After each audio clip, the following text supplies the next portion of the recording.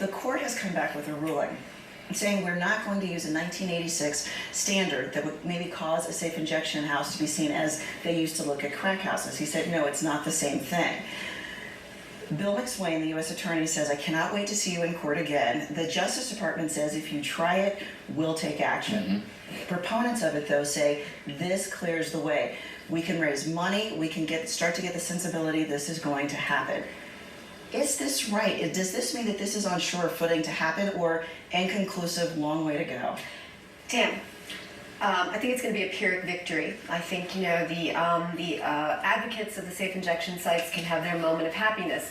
Ultimately, I believe this is going to be overturned on appeal. Judge McHugh made the statement in his opinion that he was not going to be able to talk about the substantive policy here. His concern was not, you know, what impact this is going to have on the residents of Kensington. He said he needed to look strictly at the law, the letter of the law. Well, the letter of the law says that opening up any facility, maintaining a facility for the production, distribution, or use of an illegal substance is barred by law. And I know that they call that the crack house law, and I know that that was a law passed against a background of a contagious, catastrophic event. However, what the judge said was, he said, if Congress wanted to ban this kind of activity, they would write a law. They did write the law. It was Judge McHugh who rewrote the law, and he did his own social engineering. Right, Larry, let me ask you a question, spinning out a scenario here.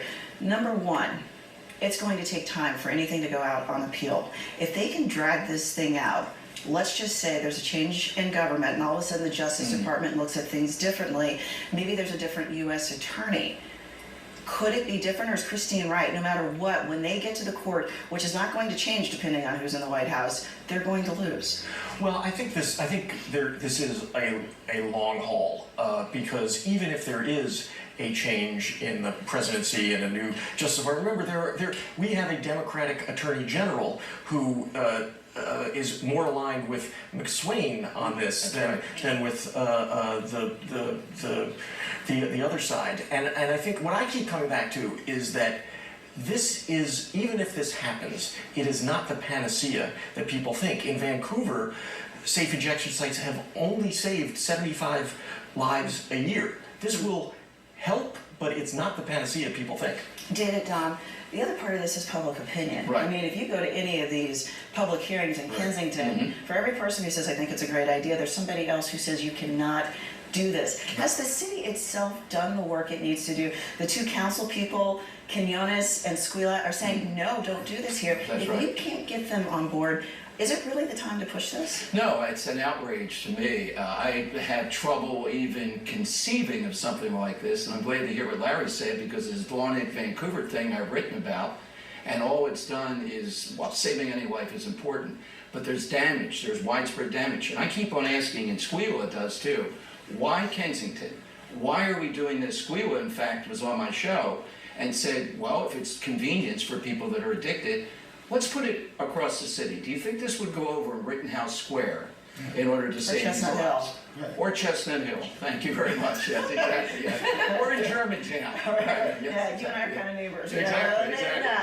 Yeah, I think what you found is for every person who's in favor of a safe injection site, you have 10 people who are against it, particularly the people who live in the neighborhoods who are most affected. I know that Mayor Kennedy has gone to Toronto and Vancouver to view these safe injection sites, but I'm saying if he wants to host it, he wants to promote it, put it in City Hall, put it on the second floor, put it in a place that he has to be affected by the myriad of addicted people who will be coming through to use drugs. And to David's point, the mayor is playing this game where he's not endorsing it, but he's allowing it. This is The Wire, when the police captain goes crazy and has a place where you can do drugs. Hamsterville. Hamsterville, that's right, yes. And I mean, here I am, the boring lawyer again over here, and I know that it's a compelling problem. People are overdosing. I know in the Inquirer article, they said that the very first phone call that Mayor Ed Rendell made was to a friend who lost their son. Listen, I've had people who have died of overdoses in my own family. I understand the compelling nature of we want to save these people, but you cannot simply say, well, because we want to save these people, we're going to ignore the law. This is a federal law. Christine brings up something interesting. Ed Rendell made this call, the former mayor, former governor.